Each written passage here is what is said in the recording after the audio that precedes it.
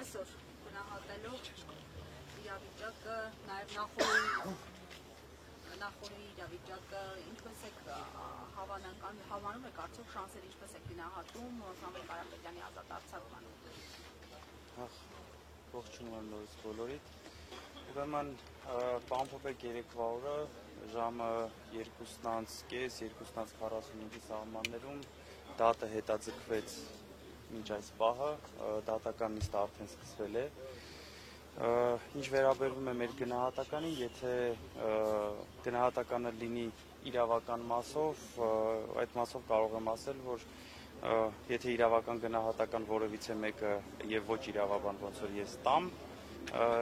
դա այն է, որ այս ամեն ինչի մեջ մենք չպետք է լինենք եւ Սամվել Կարապետյանը չպետք է գեթ 1 վայրկյան լիներ ձերբակալված կամ կալանավորված։ Ամեն ինչից անկախ չեմ վախեն այդ բառից, բայց հույս ունենք, որ դատավորը իր վճռի մեջ կլինի օրենքի սահմաններում եւ ոչ այլ միջնորդություններով, ոչ օրինական։ Փաշինյանը շարունակում է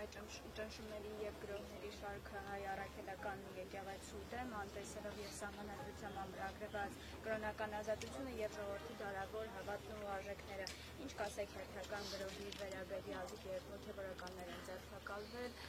թեմի առաջնորդը անհետացել է։ Այսօր ինչպես բոլորս տեսանք, հերթական անգամ հարձակում է հայ առաքելական Սուրբ եկեղեցու վրա եւ երկրի վարչապետի աթոռը գրոհած պահած մարդը ինչ է անում, որևիցե մեկը կարա բացատրի ինչ է անում։ Եթե մեր սրբազան հայրերը կալանավորված են ու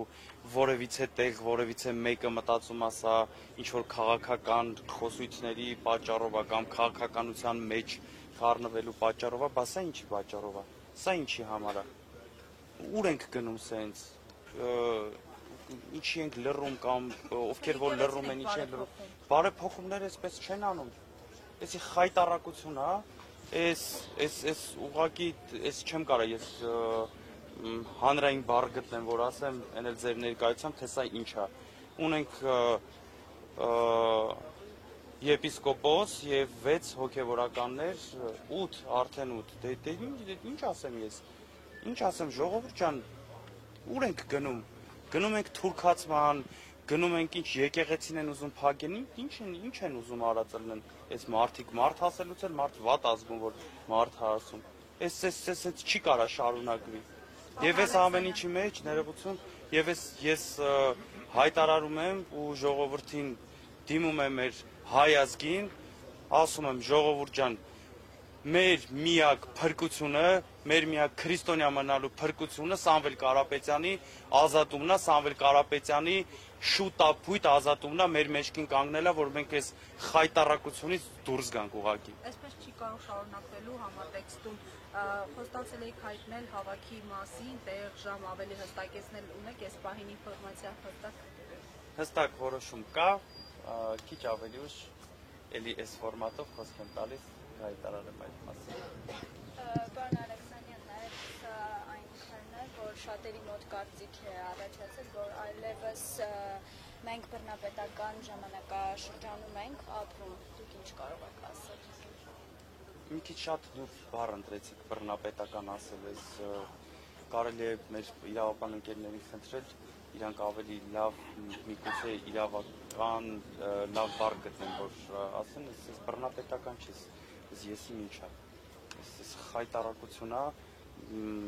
մարդ ոչ խոսելու իրավունք ունի, ոչ կարծիք հայտնելու իրավունք ունի, գնացել է եկեղեցի ինչ անեն, դուք ով եք դարը եկեղեցու դուռը փակեք, ով է եկեղեցու դուռը փակում մարդու դեմ, ով կարա իմ եկեղեցու դուռը իմ դեմ փակի, ես չկարողանամ մտնեմ եկեղեցի, Աստծուն խնդրեմ, որ այս վատ ժամանակներից օգնի, որ դուրս գանք, զենքով գնալ եկեղեցի, մասկով գնալ եկեղեցի, խոմ դուք հիվանդ չեք, չի կարելի չէ, ես ես հավաստիացնում եմ, ներքին համոզմունք ունեմ, մեր ոստիկանները, այն մարդիկ, ովքեր որ երևի թե, բայց ներքին համոզմունք ունեմ, անկեղծ ասած, որ ճարահատյալ գնում են այդ քայլերին, Իմ կարծիքով ամաչած գլուխները բռնած են տուն մտնում տնեցիք, որ հանկարծ չիմանան։ Երևի այդ մասկեքը դնում են, որ տնեցիք չիմանան, որ իրանք են գնացել մտել եկեղեցի։ Իմ կարծիքով այդ տղեկն էլ սրտները տրաքում ա, որ ուզած-չուզած այդ հրահանգները կատարում են։ Բայց այլընտրանք ունեն, չէ՞ պարոն։ Իրավական մասով անկեղծ ասած Զարաջան, դուք էլ գիտեք, ես երկու բարձրագույն կրթություն ունեցող տնտեսագետ եմ, իրավական մասով չեմ կարող ասեմ, այլընտրանք ունեն հրահանգ անել կատարելու, թե չէ, այսօր անկեղծ ասած ընկերներից հարցրել եմ, все-таки կարան չանեն, թե չեն կարող չանեն, զերծ կմնամ այս պահին մեկնաբանել։ Հանրահավաքի մասին էլ Հանրահավաքի մասին քիչ 1.5 ժամից կասեմ։ Եղավ, շնորհակալ։ Ես եմ շնորհակալ բոլորիս։ Ժամից կմտնենա։